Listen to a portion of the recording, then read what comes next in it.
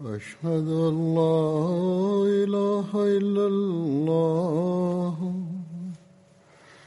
وحده لا شريك له وأشهد أن محمدا عبده ورسوله أما بعد فأعوذ بالله من الشيطان الرجيم بسم الله الرحمن الرحيم الحمد لله رب العالمين الرحمن الرحيم مالك يوم الدين إياك نعبد وإياك نستعين اهدنا الصراط المستقيم صراط الذين أنعمت عليهم غير المغضوب عليهم ولا الضالين يا أيها الذين آمنوا كتب عليكم الصيام كما كتب على الذين من قبلكم لعلكم تتقون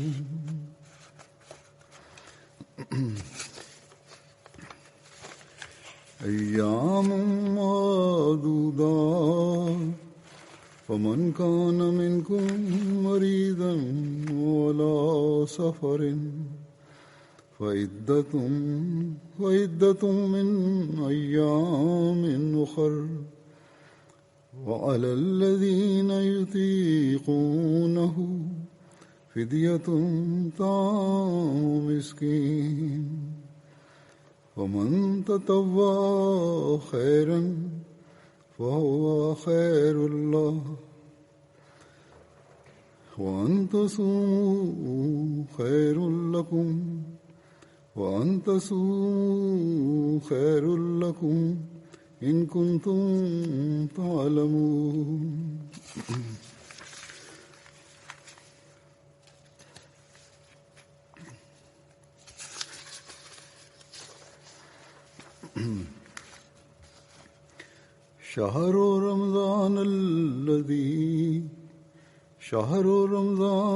شهر رمضان الذي أنزل فيه القرآن هدى للناس وبينات من الهدى والفرقان فمن شهد منكم الشهر فليصم ومن كان مريضا على سفر فعدة من أيام أخر يريد الله بكم اليسر ولا يريد بكم العسر ولتكملوا العدة ولتكبروا الله على ما هداكم ولعلكم تشكرون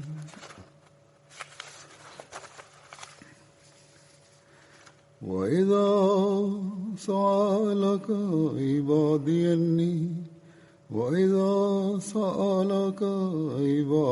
أني فإني قريب أجيب دعوة الداع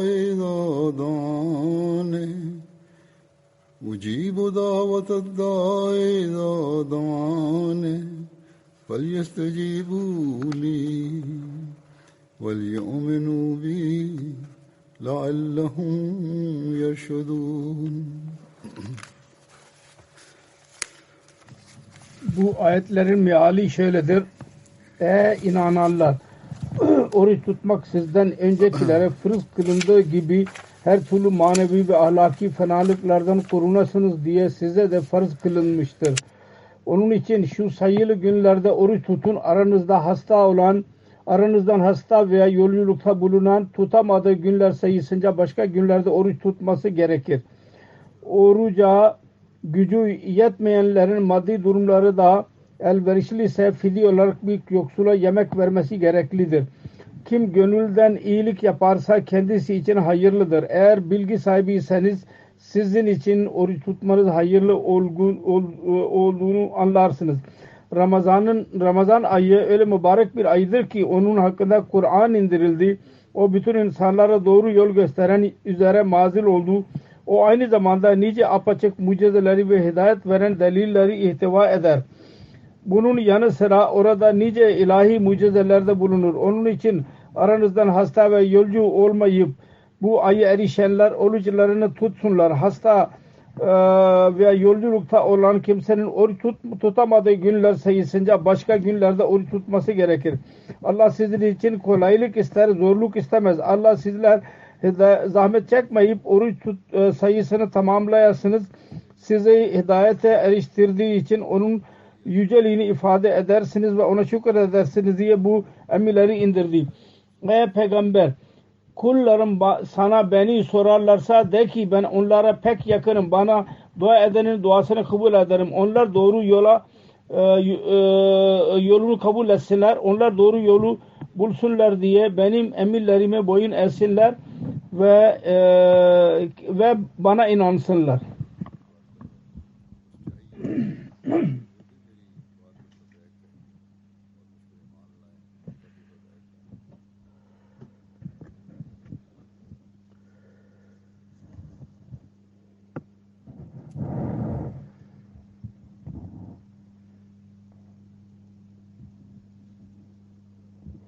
Yüce Allah'ın lütfuyla bu sene tekrar Ramazan ayının içinden geçmemiz bize nasip oldu. Daima hatırımızda olmalı. Yalnız Ramazan ayı bulmak ve içinden geçmek yeterli değil. Yahut sabahleyin yemek yiyerek oruca başlamak ve akşamleyin iftar ederek orucu açmak orucun gayesini tamamlayamaz. Aksine bu oruçlarla birlikte bu oruçlar yüzünden Yüce Allah bize aramızda içimizde iyi temizlik yapmamızı bize emretmiştir. Oruçlarla alakalı olarak Allah-u Teala bize bazı emirlerde bulunmuştur.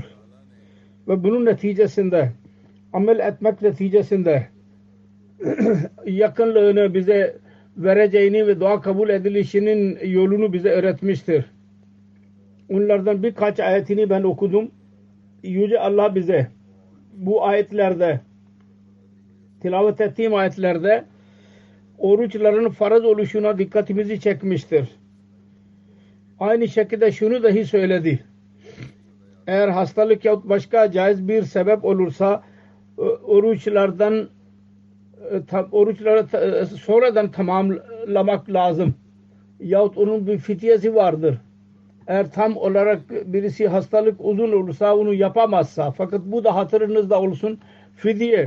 Eğer daha sonra oruç tutma gücünün sahip olursa yine de vermek daha iyidir. Eğer mal bakımından birisinin gücü yetiyorsa. Sonra Kur'an-ı Kerim'in önemi ve onun nüzulu hakkında dahi anlatarak bize şunu anlattı. Bunu tilavet etmek ve ona göre amel etmek ve hidayet ve imanda bizim için hidayet ve imanda kuvvetlenmenin bir vasıtasıdır ve Allah-u Teala ile alaka kurmanın ve onun gönderdiği talimatı anlamanın bir yoludur. Daha sonra şöyle bir müjde verdi. Benim kullarıma söyle, ey peygamber, ben onlara yakınım. Duaları kabul ederim. Dinlerim ve kabul ederim. Ve Ramazan ayında da ben Resulullah sallallahu aleyhi ve sellem buyurdu. Allah-u Teala alt semavata gelir. Yani Allah-u Teala'nın kullarının dualarını Allah-u Teala daha fazla dinler. Fakat Allah dedi ki eğer istiyorsanız ki ben sizin dualarınızı kabul edeyim, o zaman sizin dahi benim sözlerimi kabul etmeniz lazım. Ben verdiğim emirler var ya, onlara göre amel etmeniz lazım. Yalnız Ramazan ayında değil, müstakil hayatınızın bir parçası haline getirmelisiniz bu hayırları. Ve imanlarınızı kuvvetlendirmelisiniz. Duanın kabul oluşu için dahi bazı şartlar vardır. Bu şartlara göre kendi dualarımızda genişlik yaratırsak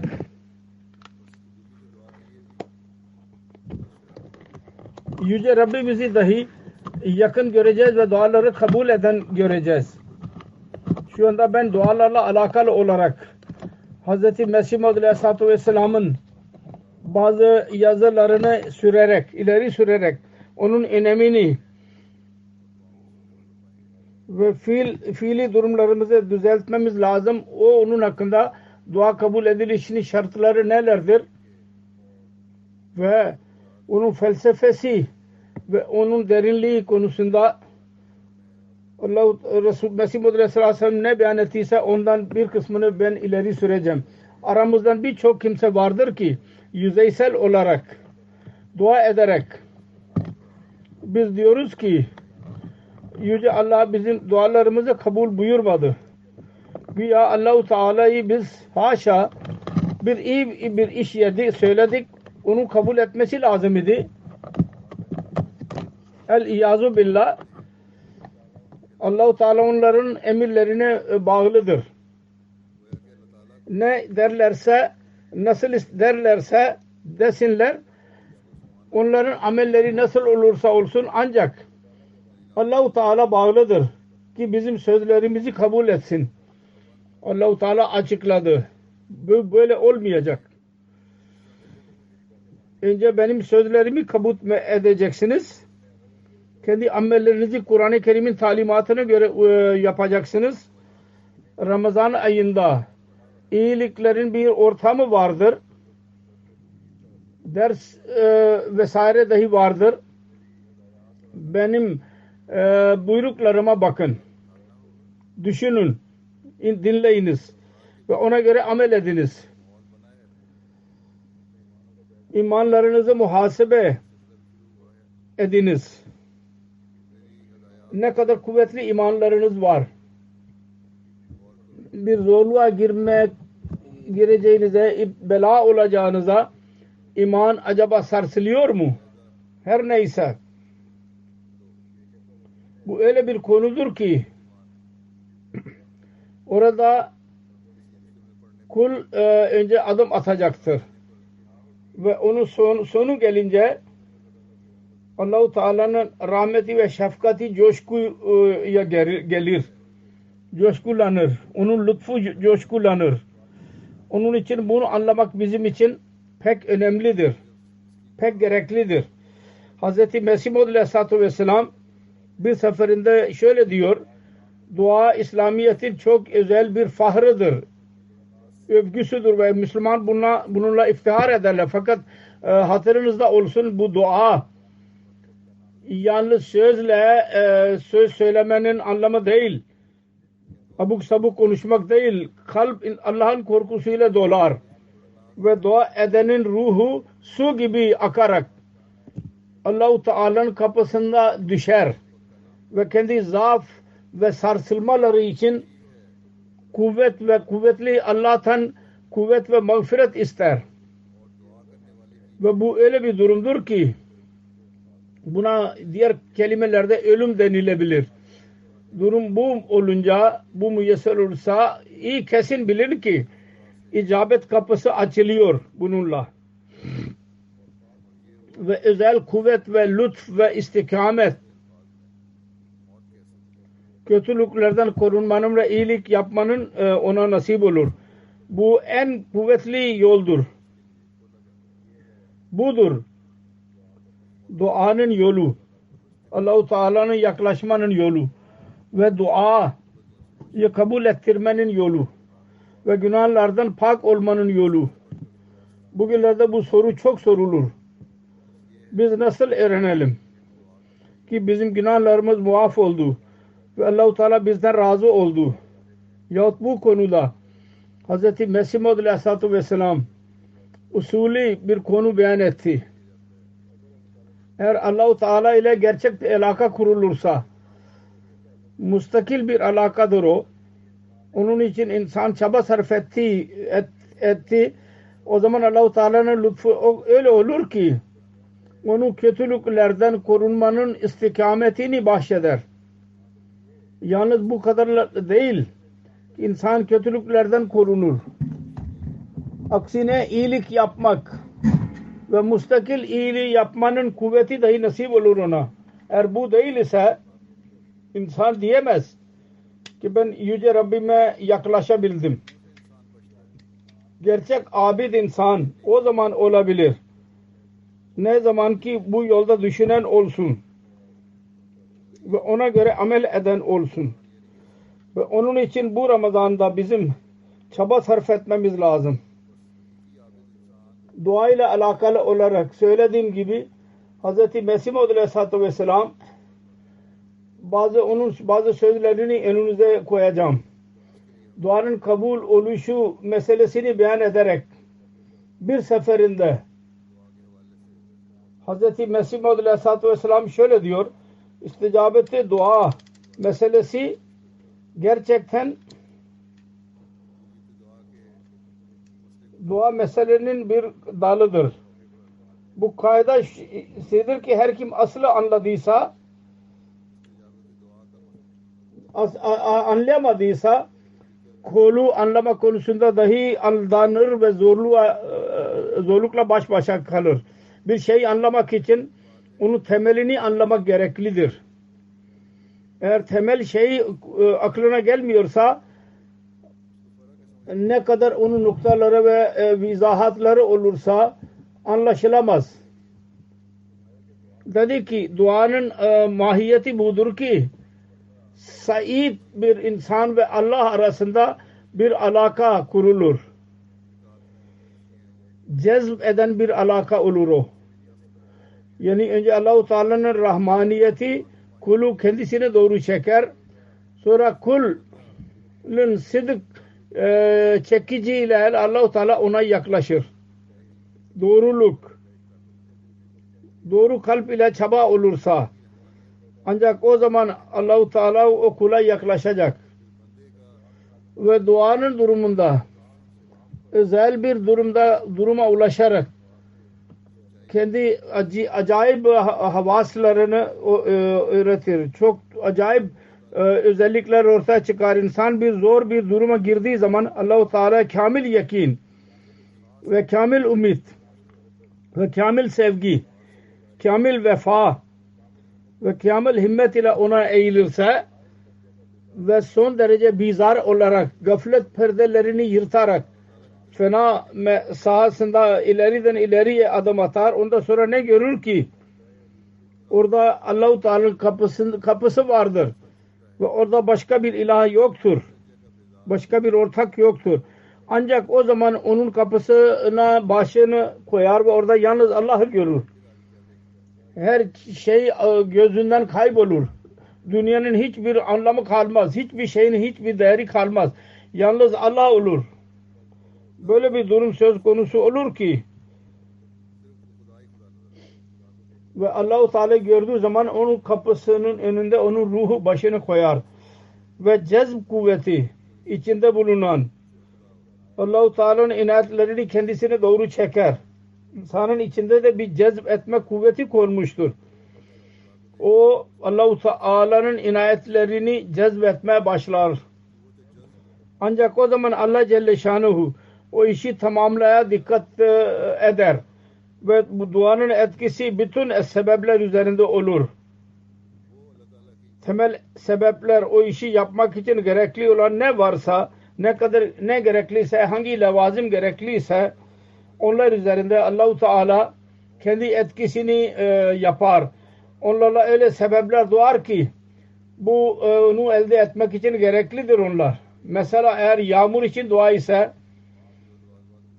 bu duanın kabul edilişinden sonra o sebepler, yağmur için gerekli olan sebepler bu duanın etkisiyle ortaya çıkarılır ve eğer kıtlık için dua ise Kadir-i Mutlak sebepleri yaratır. Sonra dedi ki ne kadar binlerce mucize peygamberlerden ortaya görüldü ve her neyse evliyalar bugüne kadar acayip ve kerametle gösterdilerse onların aslı ve kaynağı bu duadır.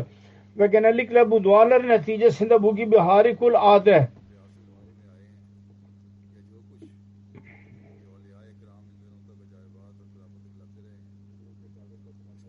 Allah-u Teala kudretini göstermekte olur.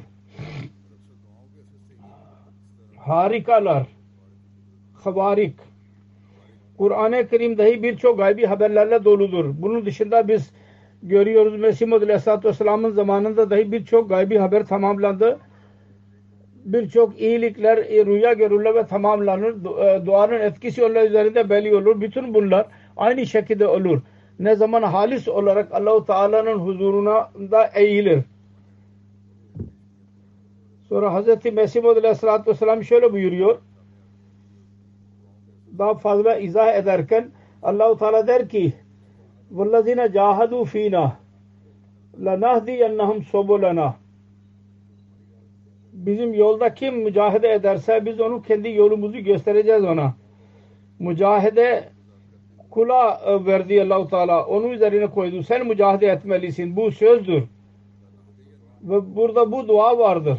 İhdine sıratel mustakim. Allah-u Teala söz verdi. Mücahede edin. Ben size yolumu göstereceğim. Diğer yönden bu dua dahi öğretti. İhdine sıratel mustakim. Bize sırat-ı mustakima hidayet ver. Onun için doğru yola bize ilet. Onun için insan bunları göz önünde bulundurarak namazda ilha ile yani ağlayarak dua etsin. Ve temenni de bulunsun. Ki o dahi o kimselerden sayılsın ki ilerleme ve basirete sahip olmuşlardır. Böyle olmasın ki bu dünyadan basiratsız ve kör kaldırılsın. Dedi ki man kana fi hazi ama فَهُوَ فِي الْآخِرَةِ ama. Her kim bu dünyada kör ise öbür cihanda da kör olacak. Yani manevi olarak kördür. Her kim bu dünyaya batmış ise Allah-u Teala tanımadıysa, duaların hikmetini tanımadıysa, duaların etkisini tanımadıysa ve dünyaya dalmışsa o gelecek cihanda dahi Allah-u Teala'ya yaklaşamaz.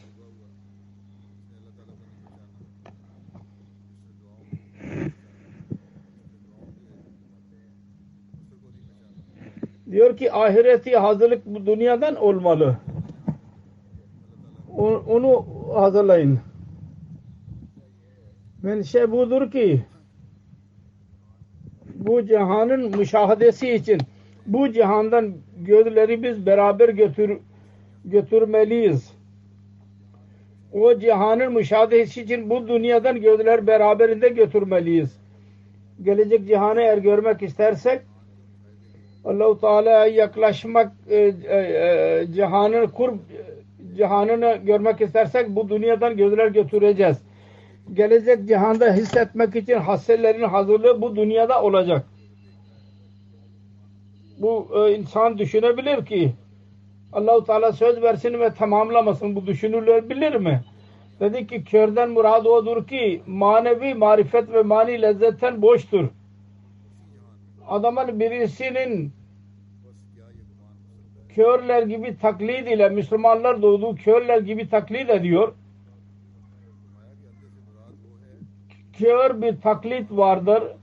Amel yoktur. Kör bir ittiba vardır ki bir Müslümanların emrinde doğdu onun için Müslümandır. Müslüman olarak adlandırılır. Diğer yönden aynı şekilde bir Hristiyanların emrinde doğarak Hristiyan oldu. Bu sebepten dolayı böyle birisini Allah Resul ve Kur'an'ın hiçbir hürmeti saygısı olmaz onun kalbinde. Din sevgisi dahi itiraz edilmeye layıktır. kör olarak taklit edenin din sevgisi itiraza mahaldır. Allah ve Resulü sebebi şudur ki böyle bir insanın ruhani manevi gözde din sevgisi yoktur. Fakat kendi sevgili için seven ne kadar ne sever? Sevgili aleyhinde hiçbir şey sevmez. Seven Allah-u Teala anlattı ki ben vermeye razıyım. Eğer sen almaya razıysan. Onun için bu dua etmeliyiz. Bu dua etmek dahi bu hidayeti elmenin hazırlığıdır.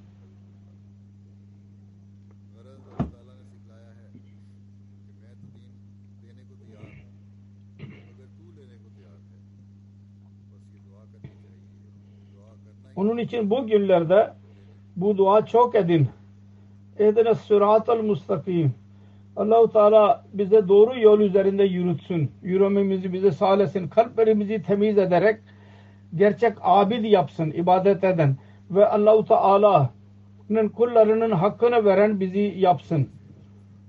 Bugün teröristlerin yaptığı gibi biz olmayalım.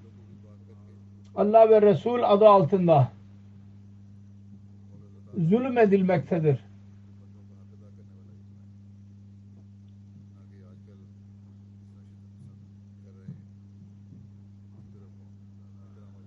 Yüce Allah bu gibi zalimlerin şerrinden her bir insanı korusun. Bazı kimseler derler ki biz o kadar günahkar olduk. Şimdi Allah-u Teala bizi affetmeyecek. Derler ki ne kadar affedilebilir günahkar. Sonra daha fazla biz başlanmayacağız, daha fazla günah yapmaya devam ederler. Aslında şeytan bir vesvese yaratıyor onların kalbinde.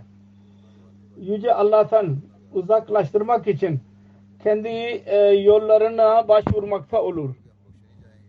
Ve bu gibi insanlar şeytanın elinde oynarlar. Ancak Hz. Mesih Maud Aleyhisselatü Vesselam bizi şeytanın bu saldırılar ve çengelinden kurtulmanın yolunu bize gösteriyor ve diyor ki günah yapan kendi günahın çokluğunu düşünerek duadan asla vazgeçmesin. Asla durmayınız ki çok biz günah yaptık. Dedi ki dua tiryaktır. Sonunda dua ile görecek ki günah onun ne kadar kötü olduğunu gözünde. Dua ilaçtır günahından korunmanın. Dua ederseniz müstakil bir şekilde göreceksiniz ki günah dahi kötü görünecek. Şeytan kaçacak. Her kim masiyetlere dalarak duanın kabul oluşundan meyus olurlar ve tövbeye dikkat etmezler. Sonunda onlar peygamberler ve onun etkilerini dahi inkar ederler. Sonra dinden uzaklaşırlar. Böyle kimseler dinden uzak kalırlar. Sonra peygamberlerden uzak kala ateizme yaklaşırlar. Dinden uzaklaşa. Onun için İslam bu gibi insanlara ümit ışığı gösteriyor. Onlar günahlara dalmışlardır. Bu Ramazan ayı onun için bu bir fırsat vermek için ki nasıl günahlardan tövbe edeceğiz öyle bir ortam yaratmak için Allah-u Teala her sene bize bu Ramazan ayını gösteriyor bize. Onun için bu aydan istifade etmeliyiz. Kendi bir ilhamından zikrederek o cibo kulla duayı ka Hz. Mesih Maud Aleyhisselatü Vesselam diyor ki bana Allah-u Teala'nın verdiği açık söz vardır. O cibo kulla duayı ka fakat ben iyi biliyorum ki kuldan murad şudur ki onların anlamak neticesinde zarara uğraşılır. Ben biliyorum ki her duadan murad budur ki her dua kabul edilecek. O dualar Külde murad şudur ki onların anlamak, dinlemek neticesinde zarar olur. Eğer Allah-u Teala terbiyet isterse icabete dua budur. Bazen insan bir duada başarısız kalır ve zanneder ki Allah-u Teala'nın duayı reddetti. Halbuki Allah-u Teala onun duasını dinler. İcabet red şeklinde olur. Çünkü onun için gizli bir şekilde aslında faydası onun reddinde olur. İnsan az gören, uzak göremeyendir. Zahir peresttir. Onun için uygundur ki ne zaman Allah-u Teala'ya dua ederse o da zahir olarak netice vermezse istediği gibi onun ve matlaba göre faydalı olmazsa Allah-u Teala kötü zanda bulunmasın. O benim duamı kabul etmedi. O her bir insanın duasını kabul eder. Ud'uni astajib lekum buyuruyor. Sır bu olur ki dua için hayır ve duanın reddinde olur. Dua eden için hayır ve dua şundadır ki dua kabul edilmesin. Sonra bunu daha fazla izah ederek diyor ki duanın usulü budur. Allah-u Teala duanın kabul edilişinde bizim tehlikelere tabi olmaz. Bakınız çocuklar nasıl annelere sevimli olurlar. Onlar isterler ki onlara bir zarar gelmesin. Fakat eğer çocuklar behude bir şekilde ısrar ederlerse ağlayarak bir bıçak yahut kor istesinler. Allah-u Teala anne sevgisine rağmen isteyecek mi ki onun çocuğu ateş körünü ele alarak elini yaksın yahut bıçakıyla kendi elini yaksın? Asla. Bu usulden duanın kabul edilişi usulü anlaşılır. Dedi ki benim tecrübem var bu konuda. Duada bir cüz zararlı olursa o dua asla kabul olmaz. Bu değil ki bütün dualarım kabul oldu. Allah-u Teala iyi biliyor. O gayb ilmine sahip odur. O duada bir şey zarar verici olursa kabul olmaz benim o duam. Dedi ki bunu iyi anlayabiliriz ki bizim bilgimiz kesin ve doğru olmaz. Birçok iş biz mübarek düşünerek yapıyoruz. Ve kendi düşüncemize göre onun neticesini çok iyi görüyoruz. Fakat sonunda o bir üzüntü ve musibet olarak yapışır. Onun birçok örneği vardır. Bugünlerde de biz görürüz. Her gün ben o postada görüyorum. İnsanların mektupları bana geliyor. Dua ediyoruz ve zannediyoruz ki bir şey mutlaka yapacağız. Çaba sarf ediyoruz. Sonra onun neticeleri iyi çıkmaz. Sonra Allah-u Teala'ya şikayet ediyoruz ki biz dua çok ettik. Çok sadaka vererek bu işe girdik. Fakat onun neticesi iyi çıkmadı. Yahut kabul olmadı bizim duamız. İlk şu ki şu dahi bakılmaya değerdir ki duayı sona erdirdiniz mi? Allah ile alaka kurdunuz mu? Eğer yok ise o zaman yalnız boş sözlerdir Mesih Aleyhisselatü Vesselam'ın söylediği gibi. Ve eğer duayı sona erdirdiyseniz sonra Allah-u Teala onu reddetti ya neticeleri çıkmadı. Demek ki Allah-u Teala'nın hikmeti budur. Bunda faydaydı insanın faydası. Eğer hata yüzünden insan istiyorsa Allah-u Teala'ya şikayet edeceğine istiğfar elemesi lazım.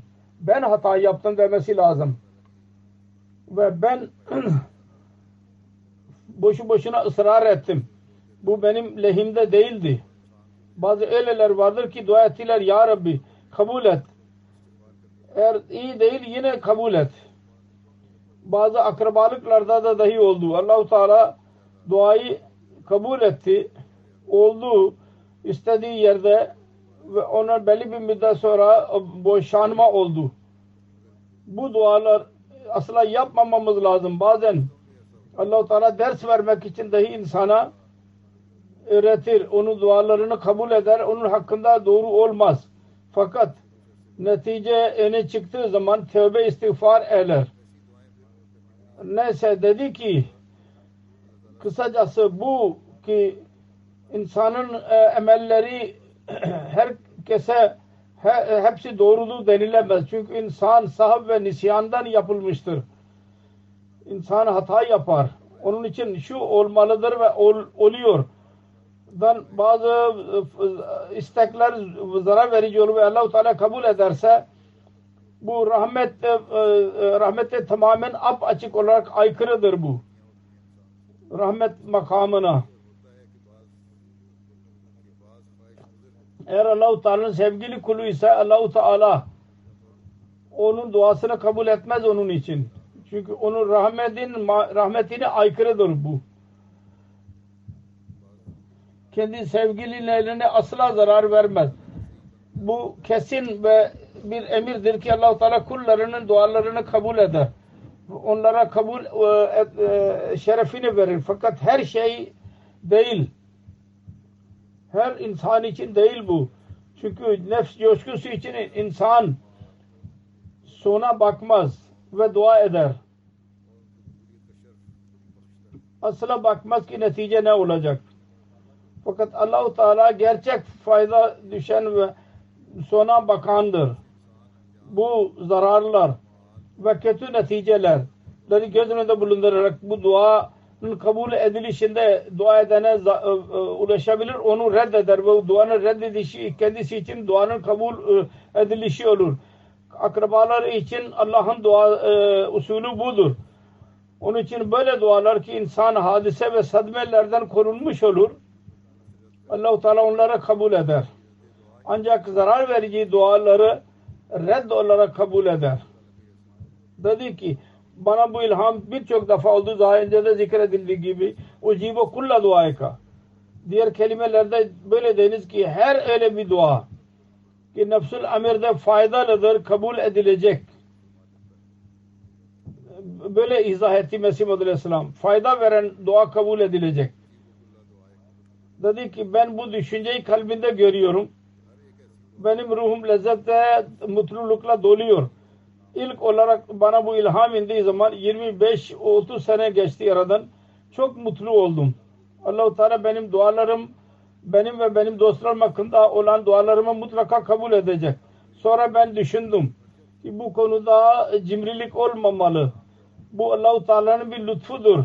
Ve Allah-u Teala muttakilerin sıfatında buyurdu ki وَمِمَا رَزَقْنَاهُمْ يُنْفَكُونَ Ben kendi dostlarım için bir usul yarattım. İster hatırlatsınlar, ister hatırlatmasınlar. Hiçbir konu bana söylesinler ya söylemesinler. Bir zorlu bir iş. Onların dini ve dünyevi faydaları için dua ediliyor. Duanın kabul edilişinin şartları konusunda izah ederek şöyle buyurdu. Bu iyi bir şekilde dinlemeniz lazım. Duanın kabul edilişi için bazı şartlar var. Onlardan bazıları dua eden konusunda olur. Ve bazıları dua ettiren için olur. Dua ettiren için gerekli olur ki Allah ve korkusunu göz önünde bulundursun. Bu pek önemli şeydir. Dua için söyleyen için gereklidir. Allah-u Teala'nın korkusunu göz önünde bulundursun. Ve onun günahından korksun. Allah-u Teala bir niyazdır. Her zaman insanın kalbinde bu korku olmalı. Ve Allah-u Teala'yı tapmak şiarı olsun. Onun alışkanlığı bu gereklidir. Barış ve Allah'a tapmak. Takva ve doğrulukla Allah-u Teala'yı mutlu eylesin. Böyle bir durumda dua için isticabet duası açılır. Yani kabul ediliş duası. Böyle bir durum olursa bu şartlar tamamlanacaksa Allah-u Teala o zaman kapıyı açacak. Ve eğer Allah-u Teala'yı gücendirirse onunla savaş yaparsa bozulursa onunla Allah-u Teala'nın buyruklarına göre amel etmezse kul hakkı ve Allah hakkını vermezse dedi ki onun yaramazlıkları ve kötü işleri bir duanın kabul edilişi konusunda bir set olur. Bir duvar gibi durur. Ve dua ediliş kapısı kendisi için kapanır. Duanın kabul edilişinin kapısı kapanmış olur. Onun duası kabul olmaz. Ne de dua ettiren zatın duaları kendisi hakkında dahi kabul olmaz. Onun için bizim dostlarımız için gereklidir ki bizim dualarımızı zayi gitmesini korusunlar. Kendi kötü işlerinden yapmasınlar öyle bir iş. Eğer bu amel iyi değilse benim duam dahi sizin hakkınızda kabul olmayacak. Sizin amelleriniz mani olacak kabul oluşuna. Sonra duanın kabul edilişi için bu dahi gereklidir. İnanç bakımından insan kuvvetli olsun. Bu temel şarttır. Ameli salih yapan olsun. Ameli salihin zikri önceden de geçti. Allah-u Teala buyurdu ki benim sözlerime lebbek deyin. Bana inanın. Allah-u Teala'nın sözlerine musbit, olumlu cevap vermek gerekli olacak. Bu temel konudur duanın kabul edilişi için. Gereklidir. Bunu izah ederek Hz. Mesih Maud Aleyhisselam diyor ki bu doğru bir sözdür. Ki her kim amelleri iyi olmazsa dua etmiyor. Allah-u Teala siniyordur demek ki. Onun için dua etmeden önce bütün güçlerini kullanmak gerekir. Bu duanın anlamı budur. Önce lazımdır ki insan kendi amellerine baksın, inancını baksın ki ben Allah-u Teala alışkanlığıdır ki sebepler şeklinde olur ıslah. Malzeme lazım eline geçerse durumunuzu düzeltirseniz ancak o zaman onları düzeltmeye çalışırsanız o zaman ıslah olacak. Dedi ki bu sebep yaratır Allah-u Teala ki ıslah için vasıta olur. Eğer içten kalp dua ediliyorsa Allah-u Teala öyle bir sebep yaratır ki ıslaha mucib olur. Onlar böyle dua üzerinde düşünsünler. Diyorlar ki dua ettiysek sebebe ne gerek var? Onlar ahmakla düşünsünler ki dua kendi zatında gizli bir sebeptir. Dua etmek dahi bir sebeptir. Diğer sebepleri yaratandır bu. Ve İyyâke nâbudu'nun ilk olarak İyyâke nestaîn'den sonra beyan etti. Bu konuyu izah ediyor açık olarak. Biz senin ibadetini yapıyoruz ve daha sonra senden yardım diliyoruz. Bu bizim işlerimiz olsun. Bu konuyu izah ediyor. Demek ki adetullah'ını biz aynı şekilde görüyoruz. Sebepleri yaratıyor insanlar için. Bakınız, suyu gidermek için, açlık için yemek verir fakat sebepler vasıtasıyla. Bu değil ki kendiliğinden susuz gitti. Ya su gökten birdenbire geldi sihir gibi. Ya yemek geldi. Sebepler olur. Sebepler vasıtasıyla su ve yemek dahi nasip olur. Onun için bu sebep silsilesi aynı şekilde devam eder. Ve sebeplerin yaratılışı mutlaka olur. Allah-u Teala'nın bu iki ismi vardır. Kanallahu azizan hakima. Aziz şudur ki her bir iş yapsın. Ve hakim şu ki her iş bir hikmet zamana göre ve duruma göre yaratmak. Bakınız ki nebatlar da Allah-u Teala yeri güzel yapmıştır. Turbet adlı bir ilaca bakın ishal ettirir. Öyle sakmuniye adlı ilaç Allah-u Teala kadirdir. Ki böyle insanın midesi açılsın ve susuzluğu gidersin. İnsan açabilir ve susuzluğu giderilebilir. Fakat Allah-u Teala'nın acayiplerini öğretmek gerekliydi. Allah-u Teala kendi yarattı. Allah-u Teala kudret acibeleridir. Onların bilgisini vermek gerekliydi. Çünkü ne kadar bilgi, acayip kudretlerin bilgisi ne kadar genişlerse o derecede insan Allah-u Teala'nın sıfatlarını bilgi edinerek ona yaklaşır. Tababet ve hekimlikle birçok özellikler öğrenilir. İnsanın manevi göz bırakırsa bunlar yaratılmıştır. Bir muvahhid bilgin, Allah-u Teala'ya inanan bilgin, her icat üzerine ya her şey görerek, onun üzerinde düşünerek Allah-u Teala'nın varlığının delilini ele geçirir ve onun imanı çoğalır. Fakat ateist ondan uzaklaşır, fayda etmez. Bu acayibatı kudret. Allah-u Teala şu gaye için gösterdi ki insan öğrensin ki her şeyin bir gayesi vardır. Sonra diyor ki takva yolu benimsenmeli. Çünkü takva bir şeydir ki şeriatın özü olarak adlandırılabilir. Eğer şeriatın özet olarak beyan etmek isterseniz takva ile beyan edilebilir. Takvanın dereceleri ve rütbeleri birçoktur.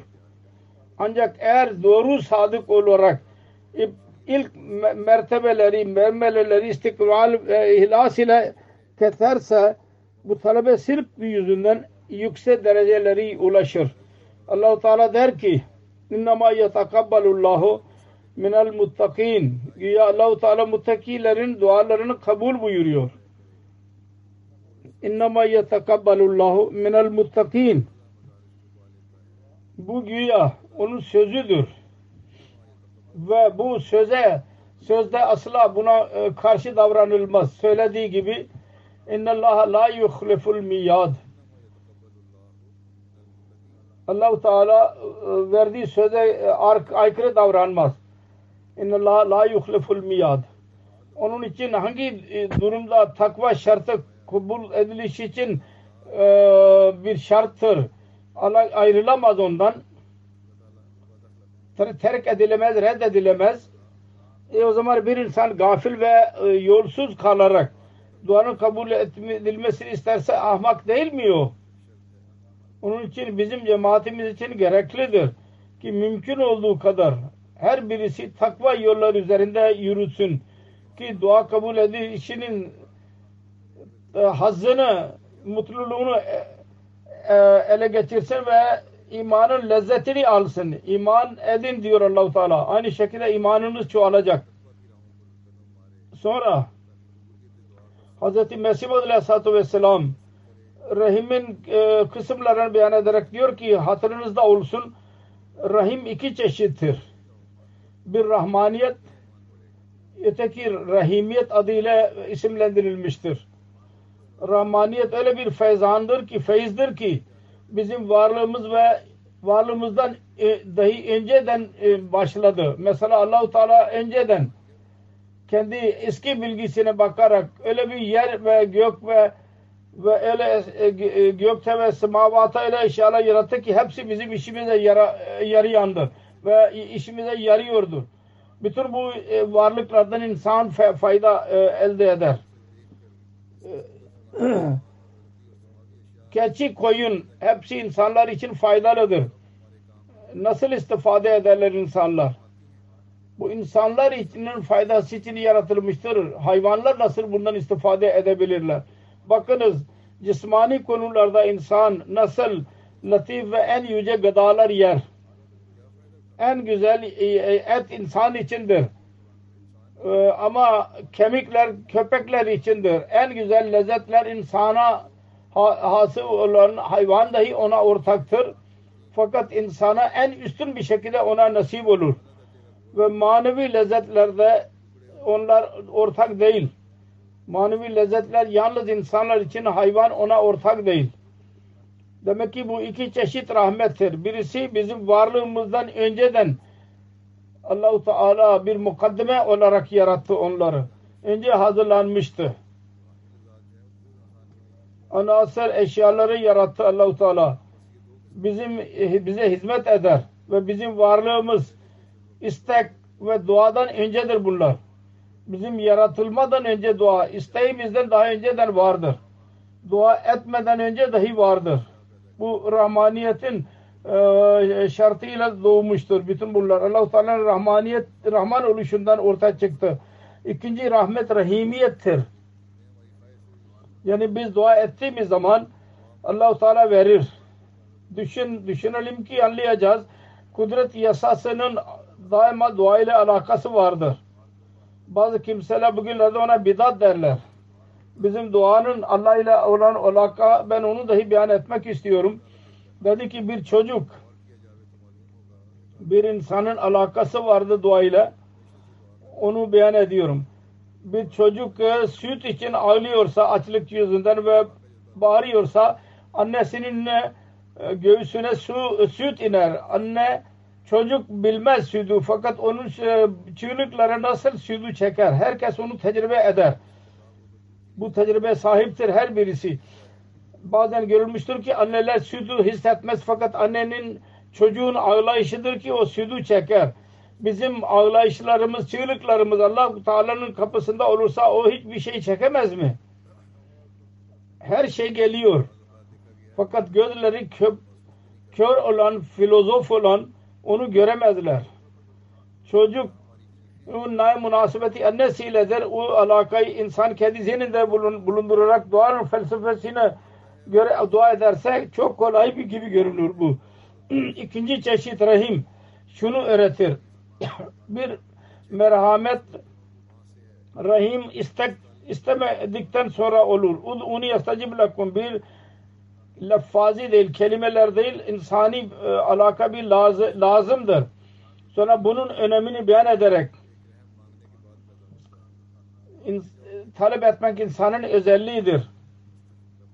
Ve isticabet Allah-u Teala'dandır. Allah-u Teala'nın görevidir. Dedi ki talep etmek insanın özelliğidir. Ve isticabet Allah-u Teala'nın. Her kim bunu anlamıyorsa ve istemiyorsa o yalancıdır. Çocuğun örneğini ben beyan ettim. Daha önce de beyan edildi. Duanın felsefesini hallediyor. Rahman ve Rahim iki ayrı ayrı değil. Birisini terk ederek ötekini talep eder. O onu elde edemez. Rahmaniyetin şartı şudur ki aramızda rahimiyetin şartı yaratılsın. Allah-u Teala'nın Rahman oluşu budur ki bize yol gösterdi, anlattı, malzemeler verdi. Ve onun malzemelerini biz talep etmeliyiz. Onun himmetini bize verdi. Rahmaniyet onun yollarını dahi çıkarıyor. Dua ettirmek. Allah-u Teala'nın rahimiyetini elde etmek için. Dedi ki her kim böyle yapmasa o kafir nimettir. İyyâke nâbudunun anlamı budur. Biz senin ibadetini yapıyoruz. Bu zahiri sıfatlarla bağlı olarak ki sen bize verdin. Biz ibadet ediyoruz. Zahiri sebepler vasıtasıyla. Bakınız bu dilin örneğini veriyor. Asbiyeten ve ruh lu'abter sınırlar var. Dil bunlarla dilin parçasıdır bunlar. Dil bunlarla yaratılmıştır. Eğer böyle olmasaydı biz konuşamazdık. Böyle bir dil kurusa insan konuşamaz. Yaşlı sinirleri olmasa insan dilini oynatamaz. Dedi ki böyle bir dil dua için verdi ki kalbin düşüncelerini ortaya çıkarabilir. Belli edebilir. Eğer biz dua görevini almazsak bu bizim şanssızlığımızdır. Birçok hastalık var ki eğer dile onlar yapışırsa dil kendi işini yapamaz. İnsan sığır ve dilsiz kalır. Sağır. Bu ne gibi rahimiyettir ki bize dil vermiştir. Aynı şekilde kulakların yapılışı. Dil vermek burada rahmaniyetin kelimesi vardır galiba. Her neyse Allah-u Teala bize dil verdi. Bu onun Rahman oluşudur. Sonra onun kullanılışı, onu kullanmanın yolunu bize öğretti. Biz onu kullanıyoruz. Bu da rahimi oluşunun sıfatıdır. Aynı şekilde kulakların yapımı. Eğer değişirse insan bir şey dinleyemez. Aynı şekilde kalbin durumudur. Huşu ve huzu durumu yaratmıştır. Düşünme kuvveti vermiştir bize. Eğer hastalık olursa hepsi hemen hemen boş kalır, yok olur. Mecnunlara bakın. Onların kuvvetleri nasıl boş kalırlar. Bizim için gerekli değil mi? Allah-u Teala verdiği nimetlere değer verelim. Eğer bu kuvvetlere Allah-u Teala kendi kemal lütfuyla bize bahşetmiştir. Biz onları terk edersek biz kafir nimetiz şüphesiz. Onun için hatırınızda olsun. Eğer kuvvetlerinizi bırakarak biz dua edersek duanın bir faydası olmuyor. Çünkü önce biz istifade etmedik. Biz nasıl faydalı yaratabiliriz? Bu örnekler vererek izah etti. Allah-u Teala'nın verdiği nimetlere değer verin ve onları işe koyun. Bunun en iyi iştir o. Gayesidir. Allah-u Teala'dan onun iyi kullarının işini isteyiriz. Bu olursa ancak o zaman bir insan kulluk görevini yapabilir. Onun verdiği nimetlere teşekkür edin. Ve bu teşekkür Allah-u Teala'nın lütfunu cezbeder. Ve Rahman oluşuyla verilen varlıklar rahimiyet vasıtasıyla pay alırlar. Ve dua kabul oluşunun manzaralarını görür insan. Sonu daha fazla izah ederek dedi ki Mesih Muhammed Aleyhisselam İyyâke nâbudu şunu öğretiyor. Ey Rabbul Alemin, senin ilk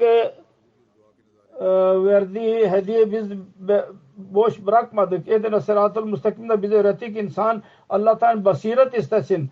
Eğer onun lütfu yardım etmezse aciz insan öyle karanlıkta yakalanmıştır, dua edemez.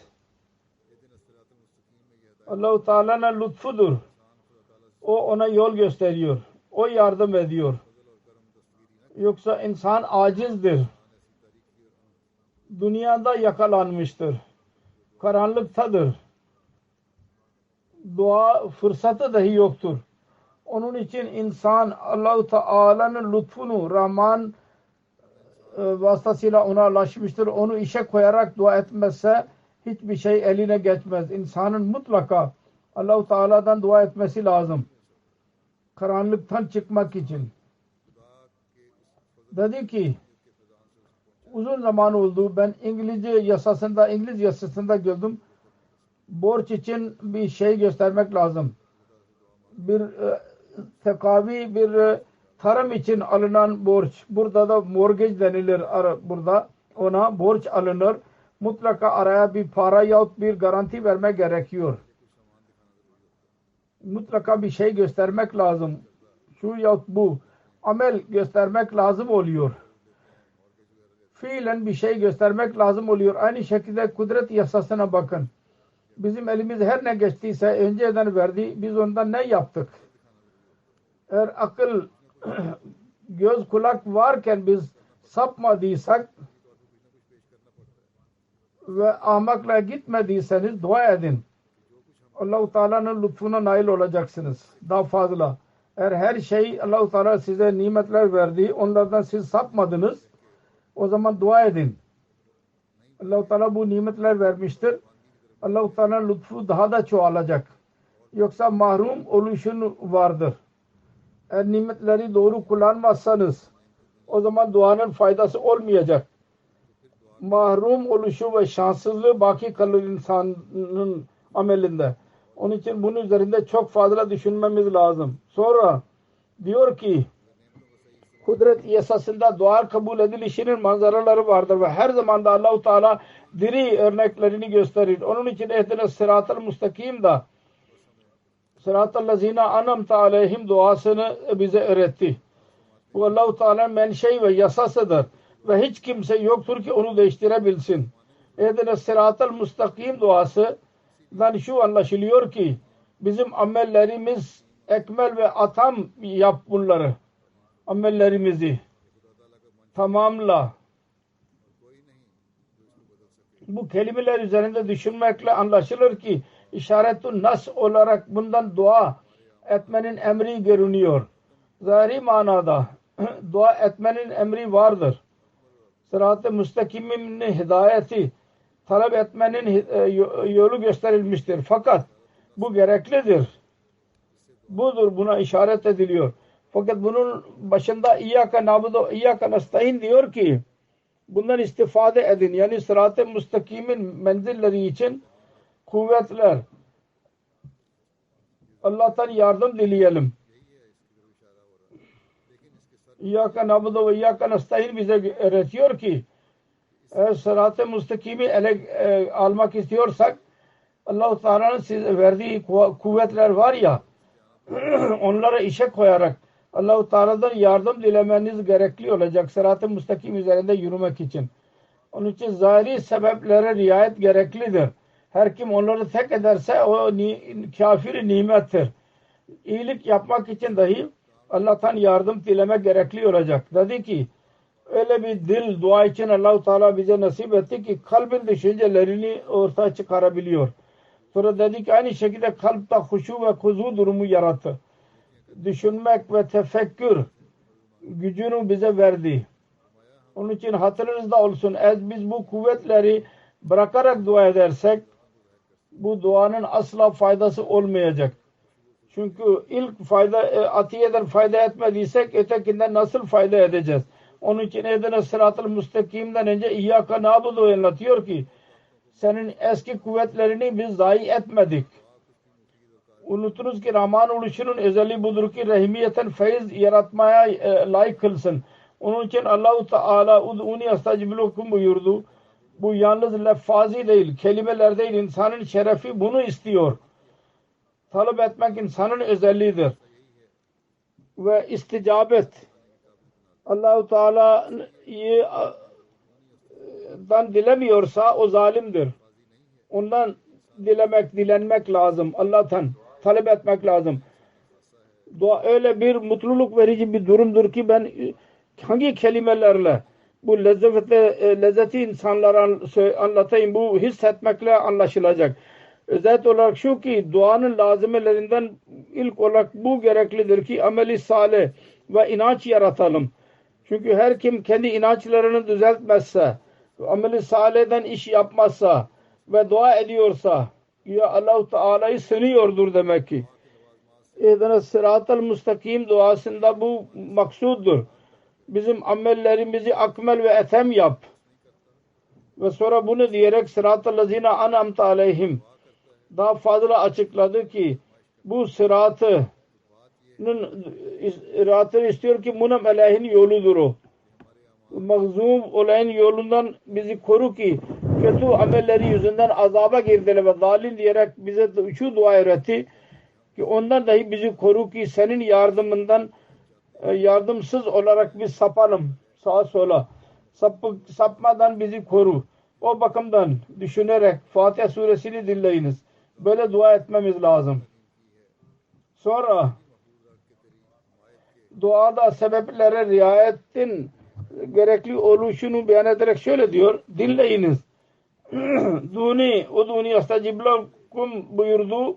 Asıl ruh bunlar şu maktubur ki bu tazarru ve huşu da gerçek ruhu yoksa bu boş kelimelerden boş değil. Birisi diyebilir ki sebeplere riayet etme gerekli değil. Bu yanlıştır. Şeriat sebeplara yasak etmemiştir. Ve isteyiniz ki dua sebep değil mi? Yahut sebepler dua değil mi? Sebepleri aramak kendi zatında bir duadır ve dua kendi zatında bir sebeplerin bir topluluğudur. İnsanın zahiri yapımı iki eli Allah-u Teala'nın verdiği nimetlerdir. Bu manzara insanda varsa o zaman nasıl hayret vericidir ki tavanu alel birri ve takvanın anlama konusunda zorluk çeksin. Evet ben diyorum ki sebepleri aramak dua ile arayınız. Yardımlaşma. Ben anlamıyorum. Sizin bedeninizde Allah-u Teala'nın yarattığı bir silsile ve kamil yol gösterir sizi görüyorum. Siz onu inkar edesiniz. Ben anlamıyorum. Allah-u Teala sebepleri daha da açmak için ve izah etmek için dünyada peygamberlerin bir silsilesini dünyada yarattı. Allah-u Teala kadir idi. Kadirdir. Ve eğer isterse hiçbir yardıma baki bırakmaz da yardıma ihtiyaç. Fakat yine de bir zaman öyle geliyor ki man ansari ilallah demeye mecbur olurlar. Onlar bir fakir gibi mi, dilenci gibi mi dua ediyorlar? Man ansari ilallah demenin dahi bir şanı vardır. Dünyayı riayete asbab öğretmek ister. İsterler. Dünyadaki malzemeleri gereklidir. Bu duanın bir şubesidir. Yoksa Allah-u Teala'ya kamil iman ve onun sözlerine kamil yakinleri olur. Onlar bilirler ki Allah-u Teala'nın verdiği söz vardır. İnna lenansuru rusulana vellezine amanu fil hayatid dünya. Biz kendi Resullerimize ve ona inananlara dünyada mutlaka yardım ederiz. Dedi ki bir yakini ve kesin sözdür. Ben diyorum ki eğer Allah bir insanın kalbine yardım düşüncesini yaratmazsa nasıl ona yardım edebilir? Nebileri dahi sebeplere muhtaç olurlar. Fakat Allah-u Teala'nın önünde eğilirler ve Allah-u Teala onlar için sebepleri dahi verir. İnsanın kalbinde verir ki Sultan-ı Nasir verir onlara. Onların işini ilerleten olurlar onlar. Dua ile alakalı olarak namazın önemini beyan ederek Mesih Muhammed Aleyhisselam diyor ki namazın asıl gayesi özü duadır ve dua etmek Allah-u Teala'nın kudreti yasasına tam uygundur. Mesela biz genel olarak görüyoruz ki bir çocuk ağlıyorsa ve ızdırap gösteriyorsa anne ne kadar çaresiz kalarak ona süt veriyor. Uluhiyet ve ubudiyet arasında öyle bir alaka vardır. Herkes onu anlayamaz. İnsan Allah-u Teala'nın kapısının önünde düşerse ve acizane bir şekilde huşu ve huzu ile kendi durumunu ona sürerse ve ondan kendi hacetlerini isterse ilah oluşunun şu coşku eder ve böyle bir insana merhamet edilir ve Allah-u Teala'dan rahmi dahi bir ağlayış ister. Onun için onun önüne ağlayan bir göz sürmeliyiz. Sonra diyor ki bazı kimseler düşünürler ki Allah-u Teala'nın kapısında ağlamakla bir şey elde edilemez. Bu tamamen yanlış ve batıldır bu. Böyle insanlar Allah-u Teala'nın varlığı ve onun kudret sıfatlarına inanmazlar. Eğer onlarda gerçek iman olsaydı böyle demeye cesaret etmezlerdi. Her ne zaman bir insan Allah-u Teala'nın kapısına geldiyse ve tövbe ile rücu ettiyse Allah-u Teala daima ona lütfetmiştir. Birisi doğru söylemiştir. Farsça bir şiir söylüyor.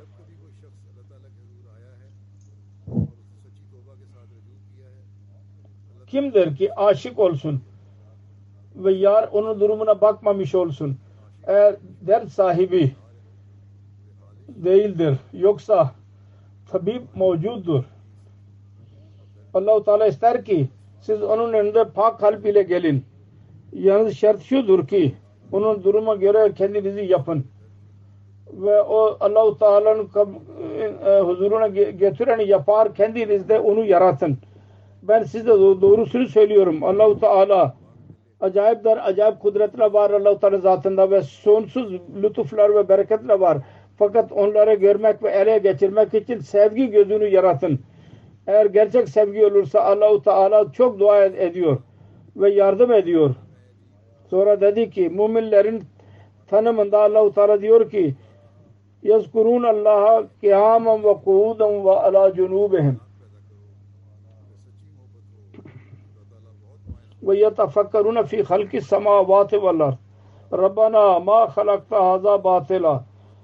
Mümin onlardır ki Allah-u Teala'yı ayakta ve oturarak ve uzanırken onu hatırlarlar ve gökte ve yerde ne acayip sanatlar varsa onlar üzerinde onlar hakkında düşünürler ve derler ki bu sanatları ya Rabbi sen boş bırak yaratmadın.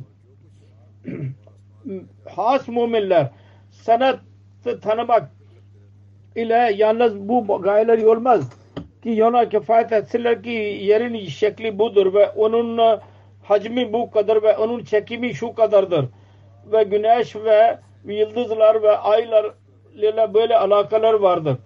Senetin kemal oluşunu tanıdıktan sonra onun özelliklerinin açılışından sonra yaratanın şanına doğru çekilirler. Ona dikkat ederler ve kendi imanlarını kuvvetlendirirler. Bilgi edindikten sonra Allah-u Teala eğilirler. Söylediğim gibi daha önce de kendi imanlarını kuvvetlendirirler. Bir müminin özel bu imtiyazı alameti budur. Bu birkaç söz ben bu hazineden ileri sürdüm. Hz. Akdes Mesih Muhammed Aleyhisselatü Vesselam onu bize nasıl verdi? Duanın önemi, hikmeti, dua öğretmenin yolu ve onun felsefesi hepsinin üzerinde az da olsa ışık tutulmuştur. Eğer biz onu anlayan olursak biz kendi hayatlarımızda bir inkılap yaratabiliriz. Allah-u Teala ile alakada özel bir durum yaratabiliriz. Allah-u Teala'nın lütfunu cezbeden olabiliriz. Onun için bu Ramazan'da çaba sarf etmemiz lazım. Biz Allah-u Teala'nın yakınlığını elde etmek için onun buyruklarına göre amel edenler olalım. Kendi imanlarımızı kuvvetlendirenler olalım. Duanın hikmeti ve felsefesini anlayan olalım. Kendi amelleri ıslah eden olalım. Ve öyle insanlarda sayılalım ki onların duaları Allah-u Teala'nın kapısında makbul olur. Allah katında onların duaları kabul edilir. Bu Ramazan bizim Allah ile olan alakamızı ve manevi ilişkide manevi durumda bir inkılap yaratan olsun. Kendi kardeşleriniz için dua edin. Daha önce de ben birçok defa söylüyorum. Pakistan'da ya El Cezayir'de ya dünyanın hangi yerinde olurlarsa olsunlar, hangi bir şekilde özellikle cemaat zorluklarla baş başa olan Pakistan'da her gün şu ya bu yerde olay oluyor. Orada Ahmediler eziyet ile baş başadırlar. Onlara sıkıntı veriliyor. Herhangi bir şekilde onun için çok dua etmek lazım onlar için.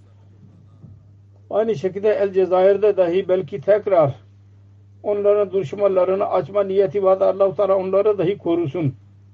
Diğerler için dua etmekle dahi kendi dualarınız kabul olur.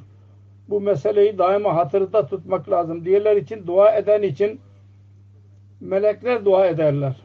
Ve meleklerin duası olursa ne kadar faydalı olur bu. Onun için bizim özellikle diğerler için çok dua etmemiz lazım. Yalnız kendimiz için değil. Allah-u Teala bize buna dahi özel olarak buna güç versin. Bunu yapmamızı bize nasip eylesin.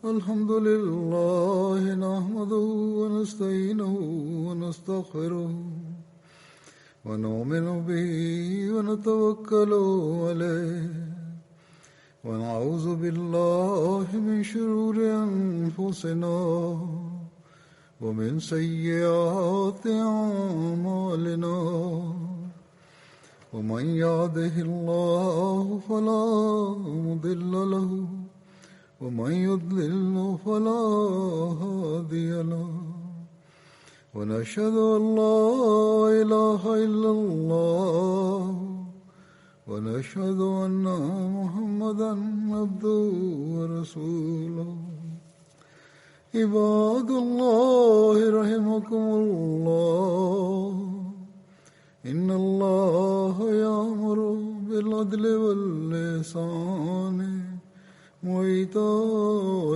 ذي القربى وينهى عن الفحشاء والمنكر والبغي يعظكم لعلكم تذكرون اذكروا الله يذكركم وادعوه يستجب لكم ولذكر الله أكبر